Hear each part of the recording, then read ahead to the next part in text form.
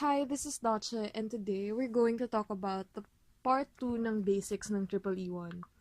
So, our outline is kinds of sources, active and passive convention, definition of terms ng node, loop, and mesh. So, let's start sa sources. We have two main kinds, the independent source and the dependent source. Tas, under each kind, meron pang subkinds na we'll discuss later. So, first, symbols. So, pag may plus minus, that's a voltage source. And pag may arrow, it is a current source. And yung direction ng arrow, yung direction ng current. And itong sinusoidal, AC source, and itong may plus minus na yan, battery. Tapos, pag circle, ibig sabihin nun, independent source siya. Tapos pag diamond, dependent source. So, meaning, ito ay so plus minus voltage source, tas bilog, independent voltage source. This is an AC source. This is a battery. This is an independent current source. This is a dependent voltage source. This is a dependent current source. So, independent source, hindi sila dependent sa kahit anong current or voltage through them. So, simple enough. Next is yung dependent sources. So first we have the voltage dependent sources. So here we can see a voltage source that is dependent on voltage. Dependent siya dito sa voltage na to. Yung voltage across dependent here. Dito naman, current source siya. Ayan, current source. Tas dependent siya sa voltage dito. So, that's it for voltage-dependent sources. Here we have current-dependent sources. So, ito, voltage source siya, tas it is current-dependent. Ayan, dependent siya sa current na yan. And here we have a current source that is current-dependent. So, dependent siya dito sa current na to. Passive sign convention. So, mag-start tayo by knowing what the passive elements are and ano yung active elements. So, ang example ng passive elements ay resistors, inductors, and capacitors. Pero magfo-focus lang tayo mostly sa resistors. Tapos yung active elements naman, yung diniscuss natin kanina, which is yung sources. So, by definition, ang passive elements ay nag-absorb and nag-dissipate ng power, whereas ang active elements, yung nagsusupply ng power. Okay? So, bakit passive sign convention? Kasi, dinesignate na yung passive elements ay nag-absorb ng positive power. Ayan, tandaan nyo yan. Passive absorbs positive power. Kasi passive convention. So, dahil positive yung ina-absorb niya, makes sense naman na negative yung sinusupply niya, diba? Tapos, yung active elements, negative yung ina-absorb nila. Tapos, positive yung sinusupply. Okay? So, anong gusto nating malaman?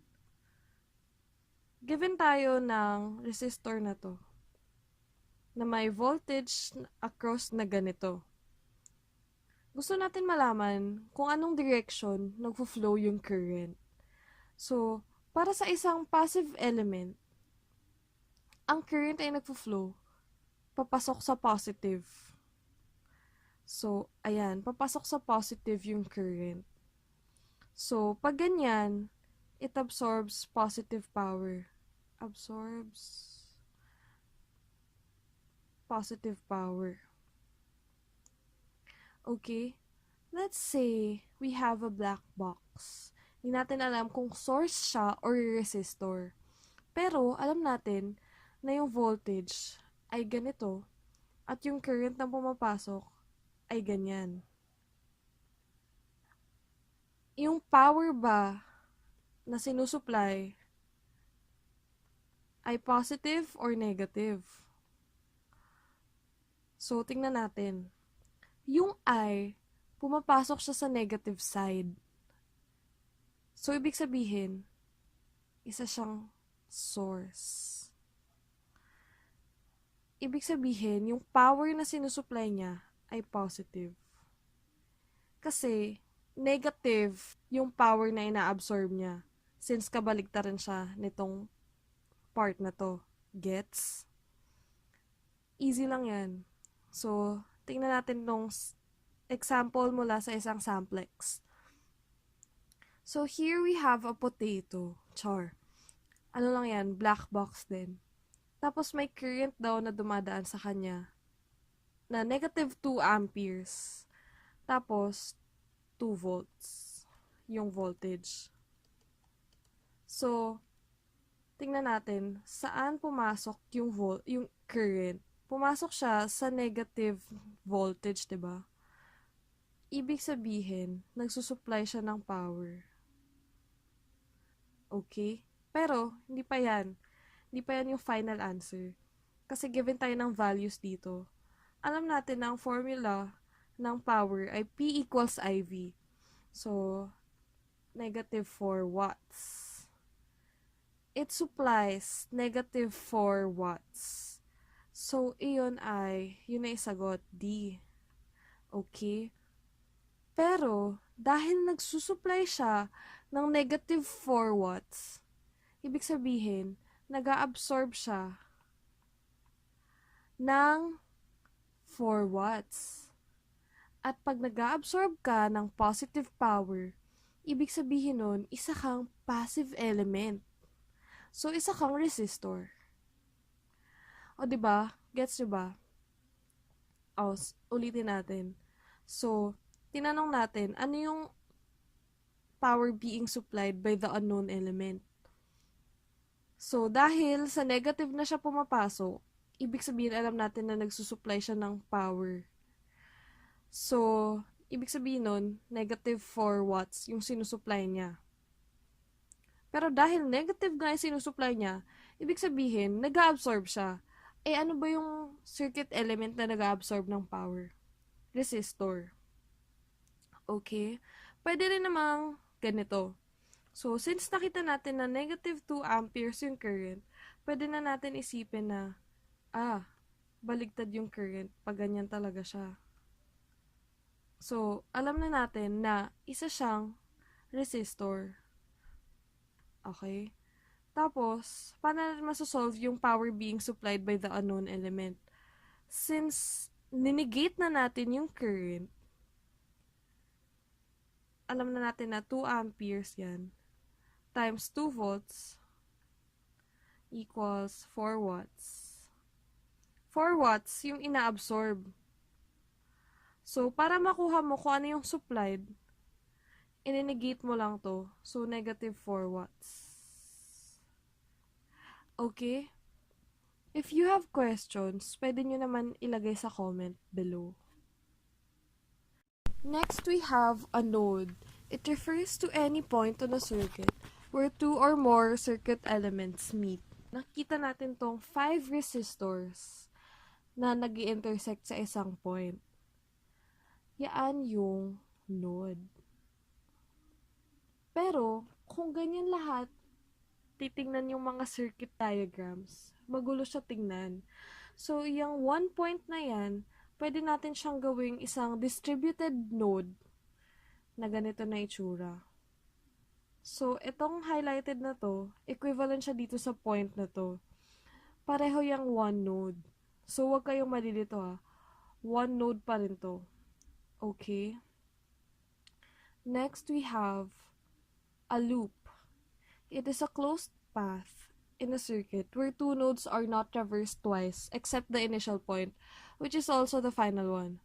Wow! Ang daming ganap. So, gusto niya lang sabihin na yan yung loop. Pwedeng yan, pwedeng ito, pwedeng ito, pwede ring itong malaking to, pwede ring itong malaking to, and then, pwede rin yung buong circuit. Ayan. Basta, loop siya. Medyo intuitive naman yung loop. Tapos, dapat closed siya. Okay? Next is yung mesh. So, yung mesh naman, loop siya, pero wala siyang ibang loop sa loob. So, para siyang simple loop. So, ito lang yung mesh. Itong tatlong to. Ayan. Huwag niyo muna pansinin yung direction. Pero, ayan. So, ilang mesh meron dito sa diagram na to? So, may tatlong mesh. Okay? So, meron tayong exercise para i-determine kung ilan yung mesh, loop, and yung node. So, here, bilangin muna natin kung ilan yung loop. So, wala namang ibang loop. So, isa lang yung loop. Tapos, isa lang rin yung mesh. Tapos, sa nodes, huwag kayo malilito sa nodes. Nodes ko sa nagmi-meet yung dalawang element. So, here's one node, two nodes, 3, 4, 5, 6. So, we have 6 nodes. Okay. Ito, isang wire lang yan, no? So, itong whole thing na to, isang node lang yan. Next, we have this one. So, ilan muna yung loops? 1, 2, 3, 4, 5, 6. We have 6 loops. And then, ilang mesh? 1, 2, 3. 3 meshes. Mesh U. Char! So, yung node, eto, medyo confusing tong node na to. Ang technique dito is bilangin mo kung ilan yung... So, ito yung isang node. Walang element, walang component between sa wires na yan. So, ibig sabihin, isa lang yung voltage across those. So, that's one node and ito another node. Okay. So, ito ay 2 nodes. Next, we have this one. So, ilang mesh to? 1, 2, 3. 3 meshes. Ngayon, ilan yung node? Okay. Tignan mo itong corner na to. Katuloy niya itong wire na to na walang element na dumadaan. So, this is one node. Tapos, ito rin, dito. This is second node. Itong node na to, third node. Tapos, itong malaking node na to, kasi wala namang element sa gitna niyan. This is the fourth node. So, may 4 na nodes. Okay? Notice how this node is different from this node kasi may element sa gitna nila. Tapos, itong node na to, different dito kasi may element sa gitna nila. Tapos, itong node na to, different dito kasi may element ulit sa gitna nila. Okay? Try nyo naman dito. So, pwede nyo munang i-pause, tapos bilangin nyo kung ilan yung node and ilan yung meshes. Okay na? So, yung mesh, medyo obvious naman. May 3 mesh.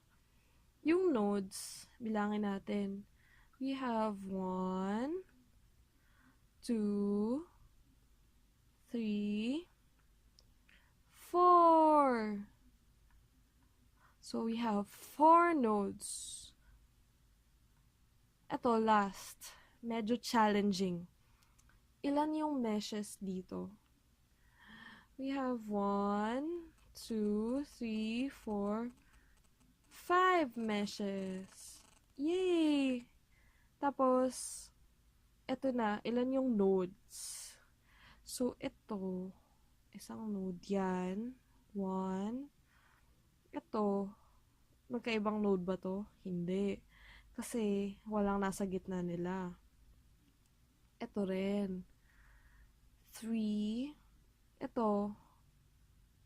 Actually, tignan nyo to. Itong 2 na to, katuloy niya pala to. Kasi wala nasa gitna nila. So, 2 yan. So, we have the last one. So, this one is 4.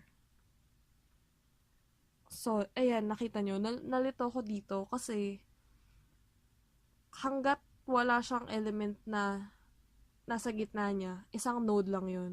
So, this one is one node. Tas, ang nagsiseparate sa second and third node ay ito. First and second node, ito. First and third, ito. At ito. Tas, first and fourth, ito. Ayan. So, sana nagets nyo sa examples. And, ang next part ng series na ito ay yung Kirchhoff's current and voltage law, and then voltage division and current division. Thank you once again. This is dotChE. Thank you for watching.